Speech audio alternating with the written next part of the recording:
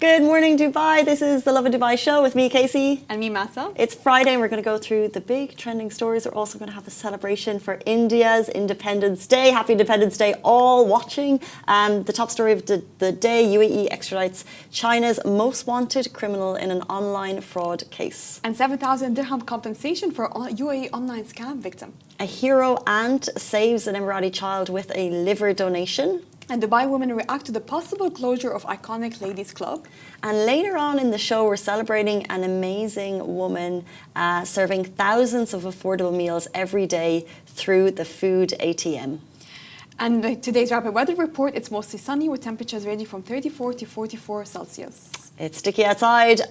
It's smelling delicious in the studios. Masa had a task and it was to provide some Indian breakfast because it's Independence Day. I hope I got the right food and the right breakfast. Let the public be the judge. Let the public and Ujwal, you have to confirm, okay? Because I didn't read. Okay, all I read was, oh my God, I sound like this very ignorant person. All I read was like, Desi breakfast. So I'm like, you know what? Tab, order. Okay. I know that's paratha is part of it.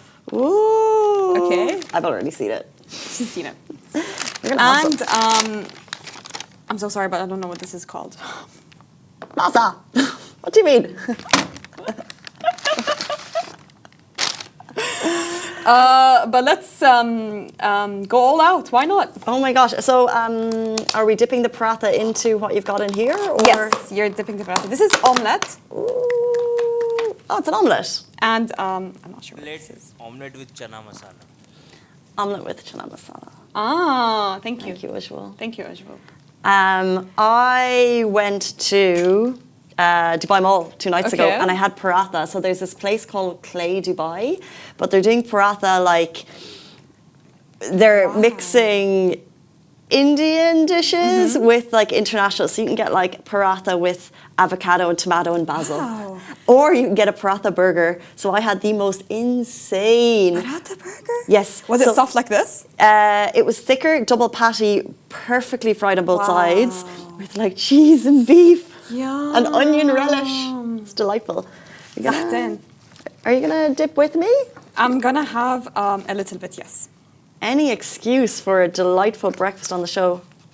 I love India's food so much. I was at a wedding there not too long ago. You're the perfect person for this. Oh my God. Zahten. Good morning, everyone. We're eating on the show like this.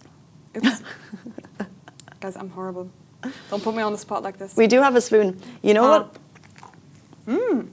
Like it? Really good, yeah. You know what I would tend to do is just spoon it. You know what I mean? You know what, yeah. Why not? Just. Why not? Oh, I'm so sorry. It's so delicious. I love anything in a sauce. I'm going to say something a bit sacrilege here. I'm not a big fan of like the bread, the dunking, unless it's like super hot naan, okay. garlic naan. But this is really good. anything that's like a soup or a stew, like a curry, This is really good. because that's the flavor. That's where the flavor is. This is really good. Are you a Shout out to- paratha person or a? I love paratha wrap, yes. But I don't eat it very often. But I like them, yes. I like a paratha. And I sometimes make them at home when I'm lazy because they're so easy to make. you make it. Basically, you buy those frozen ones and you just fry them. They're so easy to make. Well, They take 2 seconds, you know? it comes from like the freezer section in the supermarket.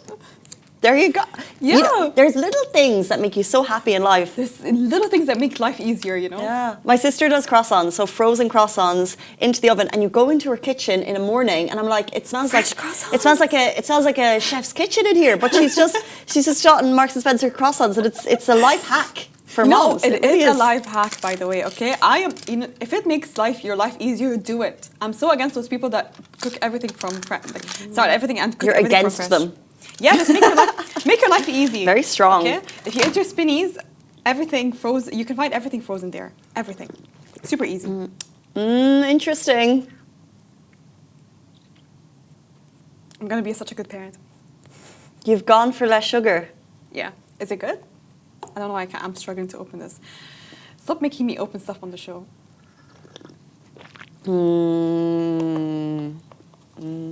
It's like, I love karak. It's like a warm hug, but it needs sugar. It needs a little bit more sugar. It needs more sugar. Yeah, it definitely needs sugar. I was scared that it would have so much sugar. That's why I requested no extra added sugar. When we do Friday karaks, I'm not the person to do that. we always do less sugar in the office. Yeah, that's what we do. We always do That's less why I sugar. requested less sugar. I was a bit confused. I expected it to be sweet, but not too sweet.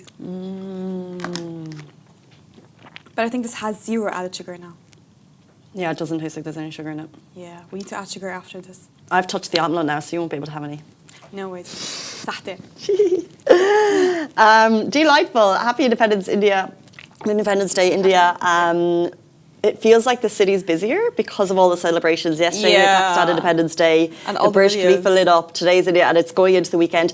I would love, National Independence Day when it's on a Friday night, so you can kind of really go out and celebrate, or like a Saturday. It's a weekend celebration. Imagine how busy the weekend would be if these Independence Days fell on tonight. Friday, Saturday. Tonight is going to be busy. Tonight's going to be busy. Tonight's going to be busy, and then I forgot it's a Friday. It's a Friday night.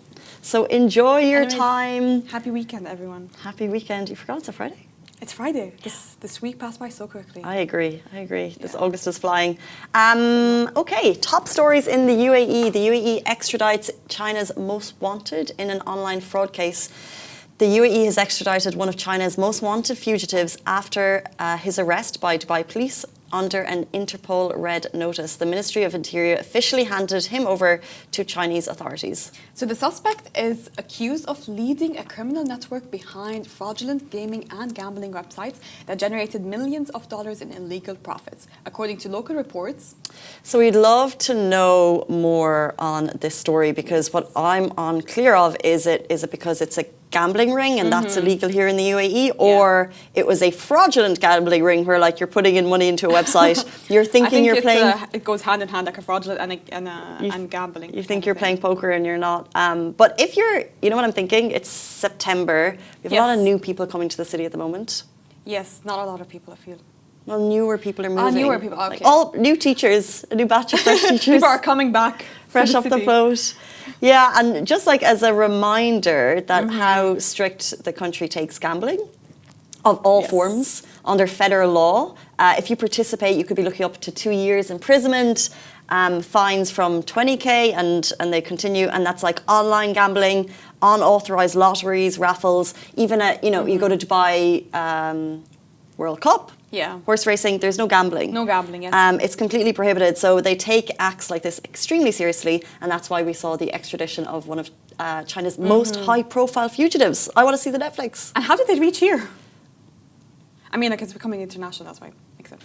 But with the idea, with the world of gambling, I don't know how people would risk it. I'd be so scared with my anxiety. I know it's illegal, I'm just saying, like, As in to partake here? Hypothetical, yeah, hypothetical, okay?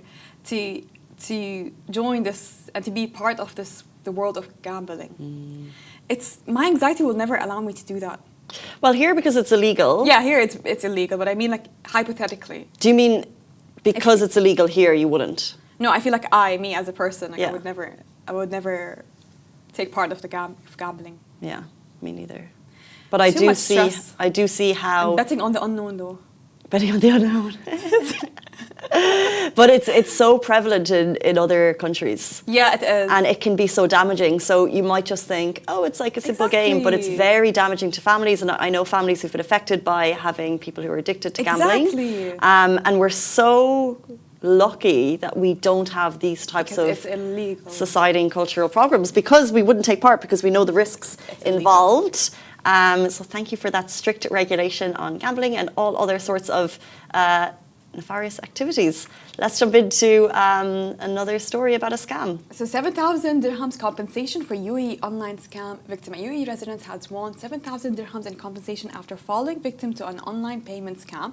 The incident began when the resident clicked a payment link from what appeared to be a restaurant promotion, intending to pay just 11, but instead 5,000 dirhams was withdrawn from his account. Nightmare stuff. He quickly reported the matter to the Banias public prosecution, leading to the arrest of 2 men. Initially, the Abu Dhabi Family and Civil Administrative Court sentenced them to 3 months in prison, a 20k fine, deportation and legal fees. So, however, on appeal, the prison terms were suspended for 3 years while deportation and fines were upheld. The civil court later ordered the pair to repay 5,000 dirhams for the stolen amount plus an additional 2,000 dirhams in damages. So authorities continue to warn residents to verify payment links and remain vigilant against phishing scams. Not bad. Not bad, right? Almost. This person only lost 3K. No, they got it 7. back. They paid 11K and they got 7. Oh. But still, it's a really good amount to get back, honestly. I thought they 7K. paid Not the full amount. 5K, they got it back, and then, it's MIA, and then they got an extra 2K extra. So Yeah. it was 11K total. 5K plus 2 is 7K. Sorry. They paid 2K, they got 2, sorry, they paid 5, got 2 in damages, so they got 7? They got Okay, خلاص. Friday morning brain. Friday mornings. Scams online, try to avoid them as much Try as to possible. avoid scams online. However, authorities are on your side, so if Yes, you if do it get done, happens. you can report it. Have you ever been done? But, oh my God, those scam stories, we keep covering them, but I feel like we might fall victim to them. Like, we are not above anyone. We're no good, you know? We have impulsive purchases. I had a scam last Monday. Yeah, I still need to know the story. You didn't tell me. And specifically for people who have impulsive shopping, I feel like you would fall for restaurant ones. Though. Restaurant ones? Yeah. Why restaurant? Because I feel like you'd like to have some good experiences. Interesting. Yeah. I don't Like know. culinary experiences. That's a vibe I get from you. Interesting. I might, but I don't know. I don't buy restaurant offers online. Yeah, me too. But I would fall. But you would fall for a good offer. A good deal on like an a aloe. fine dining, you know? No, like an aloe brand, right? If there's a sale and I'm like, oh, I'm in first. Because you know sales, like you have to be in first or it's not going to happen on brands like that. You have to be in first daily. And one does so much online shopping. That we always succumb to that, you know? How often do you online shop? Oh, God. Honestly. How many carts do you have open? Okay. Listen, and you know what traumatizes me the most, okay? Because I have a shopping addiction a bit, okay? Even if I don't want this piece, I take it as a challenge. Like I know how to style this piece. Let me get it, you know, even if I don't need it. Oh gosh. I put it onto myself. I give myself a challenge and I tell myself I'm gonna find an outing or an event for this outfit. Oh. I still have... Can't be good for your bank balance, Massa. I still have pieces I never wore in my closet because it was an impulsive purchase and I regret it so much. But I always regret it later on. But I think it's just that it's an addiction, like this dopamine hit. What It is. What really scares me? Yeah, it is a dopamine addiction. So what scares me the most and makes me always buy is those sales websites that they put the timer. 3 hours are left. Yeah. 4 hours They're are left. very good. Yeah, they're so good with scamming. To get this 20% offer. Yeah. What's your most impulsive purchase? I remember when I got my first credit card, I was in university, and the limit was €400, which is like 1,500, 1,600 dirhams. So 1,600 dirham was the limit on this credit card. Wow, interesting. And the day I got it, I went on to Abercrombie and Fitch, which was quite cool in Ireland at that time. And it was international. So cool here. And I spent the entire limit, not kind of computing that, like, that's not my money. Spent the entire limit. Oh, and yeah, that was impulsive. Had to, I probably spent years paying that 1,600 dirham back. Because I didn't understand. That was impulsive. Like, first day credit card, yay! But especially when it's a credit card, because technically it's not your money. Well, I didn't have money to spend online. I think you have to pay it back, but still, like, technically you have this big number on your account. Years getting that 1,600 back into the green. What about you? God, my most impulsive, you know, Anna, what I try to avoid is like when I'm feeling upset or when I'm feeling down, I always try to avoid online shopping because this is what happens to me, and I think I need therapy for that. For example, I'm not feeling well, like let's say I'm feeling upset, I'm crying or whatever. I would online shop and I would black out. I would forget what I ordered. And I would get packages delivered to my home. But it makes it interesting though, it makes it interesting. You know how we do this blind boxing? Yeah. Yeah. How often does that happen? So much, every month. The cycle. Wow. Okay, maybe. I forgot what I ordered. Yeah, maybe you should talk to someone. Blocking out your shopping purchases. Very interesting. Let's jump into our next story. This is the most wholesome story you'll come across today on the internet. Baby Ahmed Yahya was just 5 months old and weighing 4.4 kgs. He was diagnosed with a rare genetic liver condition, and he's now been the UAE's youngest baby to get a successful liver transplant made possible by his aunt and also the expert team at Burjeel Medical City. A hero stepped in. Ahmed, the couple's fifth child, brought joy as their first surviving son after losing another baby, also named Ahmed, to liver disease in 2010. When his condition became critical, the family needed a liver donor fast. His father's brother's wife volunteered and was the perfect match. Can you imagine what that family was going through? The family's aunt, who was the perfect match, said, "I read everything I could find. I realised that donating part of my liver could save his life. And I knew what I had to do. It's a bond that nothing in this world can break." We shared it yesterday, the last few days. I just have goosebumps thinking about what that family was going through. They lost their other son. And imagine history repeating itself. And imagine being in the hospital with your baby, so 4.4 kgs, this size. Another baby and the same name. That makes it. But like, I'm so happy that aunt stepped in, you know, and I feel like they'll have this bond forever, this like shared bond forever. Yeah. They'll only be closer and closer. They'll be only attached to each other, because even if I feel like subconsciously you do it without having to think, like you wouldn't do it out of feeling like grateful or feeling bad because this person stepped in. It's just you have this connected bond, not because of blood, but because you're sharing basically a donor, or this person stepped in to save your life. So you have a bond for life. You have a bond for life. Wow. I don't know the how it works in terms of having a liver that matches. You know, the way you've seen the movies, and to have a certain blood, and it's, you know, some people have very unique bloods. Yeah. So in terms of liver, I wonder what's required. You know, but you can live on one liver though. Like if you're healthy, you can. And push comes to shove, if a family member needs an organ, like what do you do? I feel like the first instinct that we will all do is we would 100% step in. 100%. Try to get on the family member. No, did you hear that, Fitzgerald family? Of course. Yeah. I think being able to do that for someone would feel like a gift. You feel like you're saving someone's life. This person was dependent on this specific organ or this specific donation, and you were able to save this person's life. It would mean a lot. It would mean a lot to you as well. I feel like, especially since it can give you like a purpose, it can give you like a meaning, it can give you it gives you hope in life. It makes you keep going. Like you decided to donate it to this person and you saved someone's life. Yeah, it's so special. It's so special. It's so big.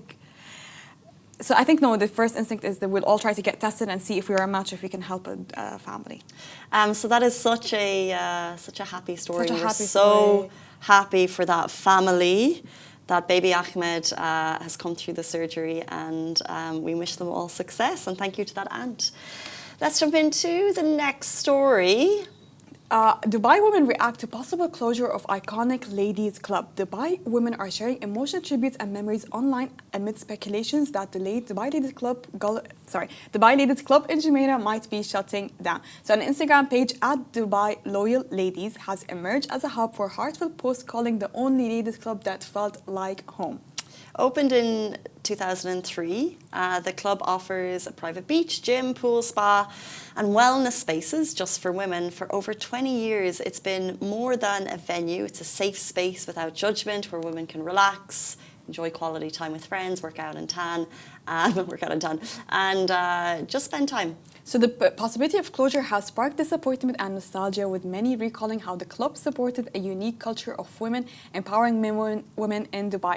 While no official confirmation has been made, social media is flooding with hopes that this beloved haven won't close for good. So there's no official confirmation. There's just I think there's a confusion among some of the subscribers, the members. Yes, the members. Because maybe their membership hasn't been renewed and they're unsure. Now, we have people who've reached out to the staff, and staff said they haven't heard anything about this. So, yes.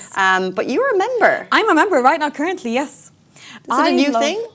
No, I've been a member for a year, but before being a member, I used to always go to this club. So Dubai Ladies Club was just because I know we have Mamzar where they give us 2 days of the week for women, but this is like an exclusive membership for you because it's a membership. You go in, you know this person, you know that person, and they have different activities for these women. It's like a place for you. It's a place for you to relax. And why I love it so much, especially with swimming, I feel like if you're not with someone, for me personally, I would prefer to go to this Dubai Ladies Club because I feel like you're at a vulnerable state. But if you're in a place where it's just women, an exclusive club just for you, you feel safe to be alone there. You feel safe to read a book. You feel safe to just unwind. And what they always have those, for example, celebrating Emirati women or celebrating Saudi women, they would have events where those Saudi businesswomen would have pop-ups of their brands to sell, to show. It was a really nice club. It was so enjoyable. You get to meet a lot of people. People there are so friendly, and it technically, and I love it, especially for my mom as well, because if she wants to meet new people, this is where she can find those people. So I really hope this is all just speculations and they're not closing this club, because I feel like this is the only Dubai Ladies Club that we have in the country. Maybe they would replace it with something else. More, who knows? Maybe there is more, but this is exclusively for ladies, you know? Other places would have Ladies' Day, Ladies' Night, but it's exclusively just for you. Let's see. Let's see what happens there. We'll keep an eye. No official confirmation. We know there's a lot of speculation. There's a lot of speculations. Let's see what's to come. Okay, so it is 8:52. It's Friday morning, which means we're soon going to be kicking off the weekend. But before we get there, we're going to go on a quick break before we welcome an incredibly inspiring woman. She is the inspiration and the motivation behind the Food ATM, which distributes over 3,000 meals daily, but they're affordable to people who need it. Her name is Aisha Khan, and she'll be joining us after this break. Do stay tuned.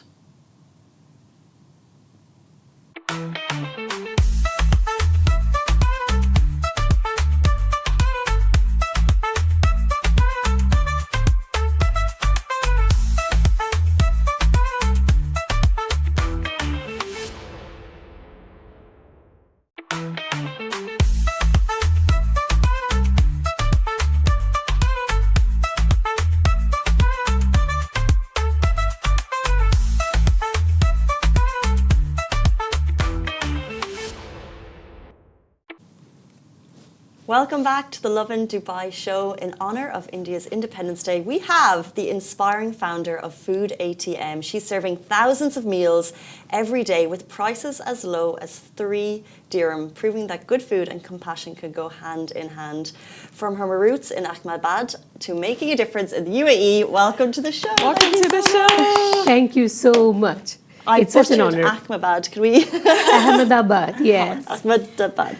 Yes. So for people who don't know, what is Food ATM? Food ATM is a very beautiful organization.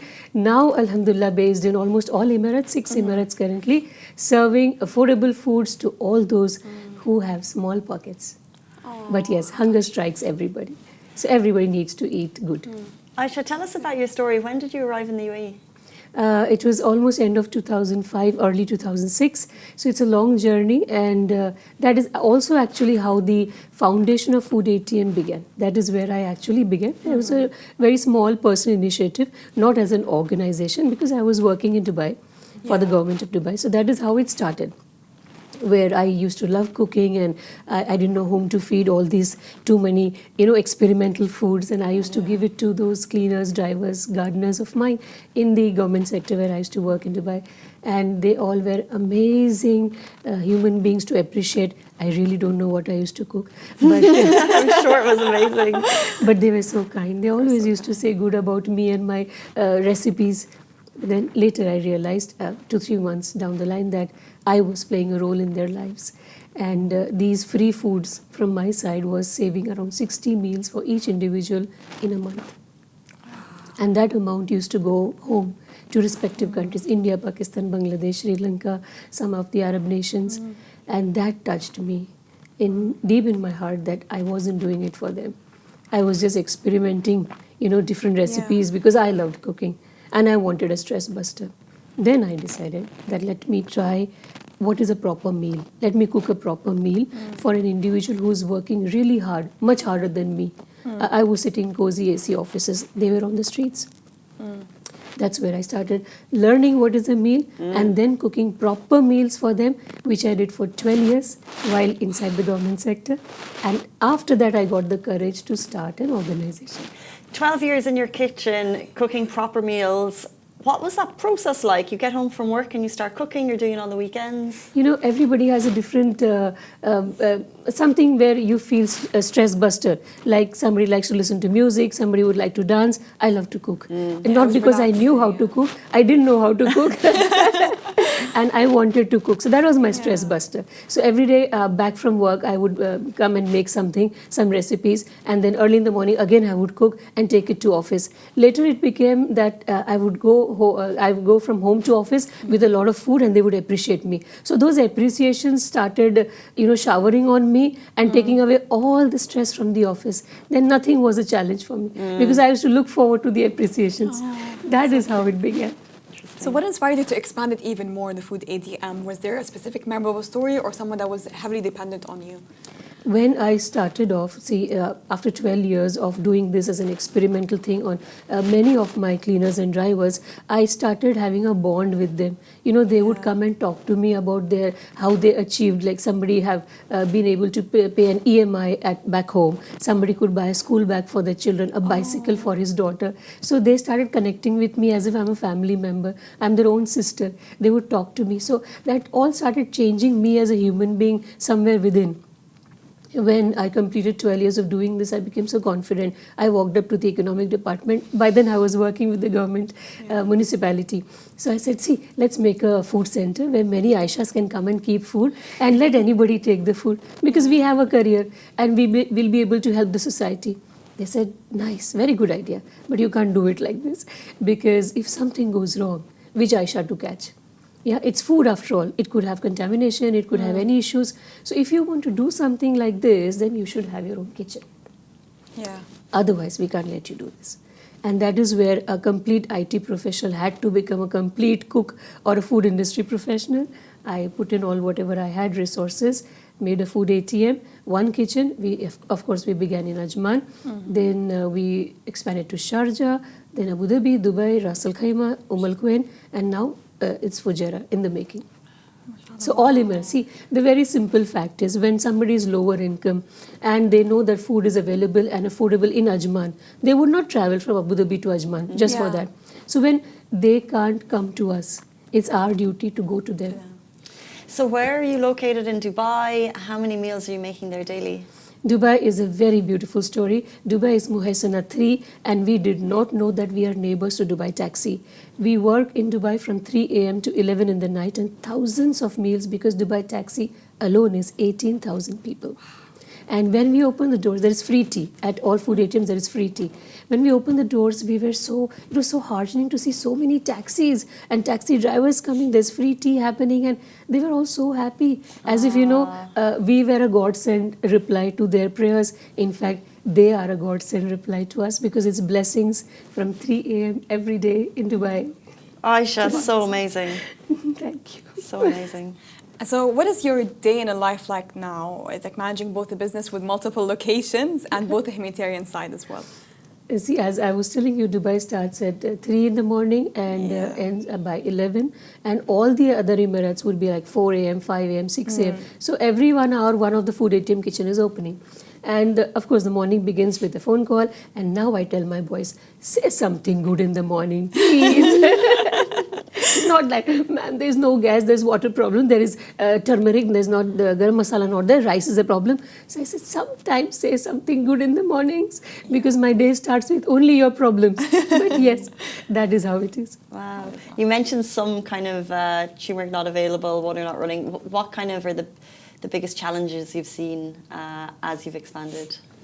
The meal cost, yes. The complete meal is 3 dirham, where there would be a chicken biryani, there would be a cup of water, and there would be a chocolate. These days, I think it's a Tiffany Chocolova, that bigger chocolate. So, all these things are big attraction for me and for the laborers who consume it. That, wow, there's hot food, there's cold water, and there's a big chocolate or a packet of chips. So, having this model, like there is a meal, there's water, so that they don't have to spend for the water. There's a small snack they put into the pocket, because between meals, when they feel hungry, that small snack helps them wherever they are traveling or they're working on site. But the challenge that I have faced is the turbulence in the food raw materials market, where the vegetables would be all of a sudden very pricey, rice would disappear. Yeah, these things happen. My packaging materials, they have a immediate shift in cost. And for me, the ceiling is 3 dirham. So it's actually 1 dirham, 2 dirham, 3 dirham. So it begins how with has the 1. price stayed the same? The inflation prices rising. How have you managed to keep it 3? When you count in thousands of dirhams, millions and billions, it sounds difficult. But when you come down to my level, we count in fills. The whole journey is from 1 fill to 3 dirham. Yeah, so everything is in fills. These many fills for vegetable, these many fills for chicken, these many fills for rice. That is exactly how the count happens. And yes, when I started, I had different meals. I used to have meats and beef and mutton and all that, which I don't have now because I'm not able to afford. I had broccolis and cauliflowers and all, which sometimes I find it difficult to buy. So what do? We buy what we can afford to buy. Okay. If I have 3,000 people to face this morning in one of my kitchens, I can't tell them, brother, sorry, today rice is not available. I can't say that. Or tomorrow I cannot say that, sorry, there is no tomatoes, so today no food. I can't do that. Yeah. So I have to, I'm a mother. At the end of the day, I'm a mother. I have to feed these children, all of them. So I can't say a no. I should not have no as an answer. So whatever affordable in the market, we would go and grab them. The days when we were not able to afford rice, it happened. We had to buy noodles and pastas. But we did it. Yes. Chicken noodles, veg pasta, so make some tasty food and give it. Yeah. Even however poor a mother is, she would feed the children with whatever affordable, whatever available. God bless you, really. Yeah, big heart. So how many employees do you have if it's a multiple locations? Do people do it out of charity or how? No, all these employees are on the company's visas, of course, that is how it works. They have very stringent municipality rules because they have to go through examinations and they have too many certifications, vaccinations, all that done. So each kitchen has a different team based on the size of the kitchen, anywhere from 15 team members to somewhere around 7 people. So because there are small, big kitchens everywhere, based on the size, I have to have the boys. There are head cooks, there are assistant cooks, cleaners, packing boys, loading guys. Yeah. What an operation. We'd like to speak a little bit about Independence Day and memories that you might have had from growing up in India. Like, what is a traditional Independence Day when you were growing up? What was your core memory? The core memories for any of the Indians who, like me, who have got their education done, would be going to school, having the flag hoisting done, a small lecture from our principal. There's a small march that happens inside the school. There's prayers and good wishes for the country. Sweets, yes, we would get. Always sweets. We would get sweets from the school. We all would take something to the school, distribute amongst friends, and then the rest of the days go and enjoy yourself. Yes, so those were the lovely memories as I was growing up, where we were too immature to understand what really independence meant. For us, it was a holiday. Go to school, enjoy a few 1 hour or 2 hours, and then the rest of the day is enjoy. But as I started growing up, I started realizing how precious independence is to any human being, any part of the world, where you have the freedom of being you, which I learned in India and I experienced max in UAE, where UAE permitted us, all of us, all nationals, they accept us, they respect us for whom we are. Exactly. And let us do what we want to do. Yeah. Food ATM is the only organization in the whole world who does what we're doing, stagnant food prices, because the audience has stagnant income. No, not everybody in the corporate world receives an increment every year. No, it doesn't happen. Sometimes we don't get an increment in the corporate world. So think about those who are not much educated. They don't have much skills like us. They are working on the streets. They don't have increments so very frequently, but the food cost is increasing so frequently, almost every quarter. So UAE allowed me to actually live an independent life and do what I really wanted to, because I have lived poverty, I have lived hunger myself. So I know what it feels like when you're hungry and you don't have money to buy food. So I wanted to have an organization which would have stagnant food cost. Now it is the 7th year, 7 years without a change. So this is independence for me, where you can be you can do what you wanted always to do. Very well said, really. And how are you planning on celebrating it today here in the UAE? My journey in UAE has been very beautiful and very, very emotional, because this country is home to me and millions like me. Away from home, away from India, I don't feel that I'm out of place or I'm not welcome or this is not my country. No, this is home to me and this is everything I have today. So when it comes to celebrating an Indian Independence Day today, I definitely, sweets remain the part from my childhood to today, yes. Instead of one chocolate today, everybody's getting 2 chocolates at all food ATMs. So that is one way. We have very small ways and small resources, but yeah, we try to do the max. So there is multiple chocolates today, double the sweets, and lots of good wishes to everyone who comes to our doorstep today that value what God has given you. Your independence, none of you are, tagged under somebody that you can't express yourself. You want to do good, do it. You want to, buy something for someone, do it. You are not a bonded labor. You have, even if you are a labor here, you have the privilege to be independent, to express your whatever good wishes. Do it. That is a very precious feeling, to be independent. I agree. You mentioned sweets. What are the best sweets that I should be eating today to celebrate India? I need to know. All the Indian sweets are best. Don't think about calories today and just enjoy your Indian sweets. Okay. You can go to any of the outlets today. I think everybody is celebrating. Yeah, everyone's celebrating. Yeah. They're all having amazing sweets today. So don't think it's your cheat day today. Every day is cheat day. Before you leave us, this is obviously a home away from home for so many Indians. Would you have a message for people who are celebrating here, maybe for the first time, celebrating Indian Independence Day in the UAE? To all my Indian brothers and sisters, you are actually at home. UAE is home to you, me, and millions of us. Enjoy your Independence Day.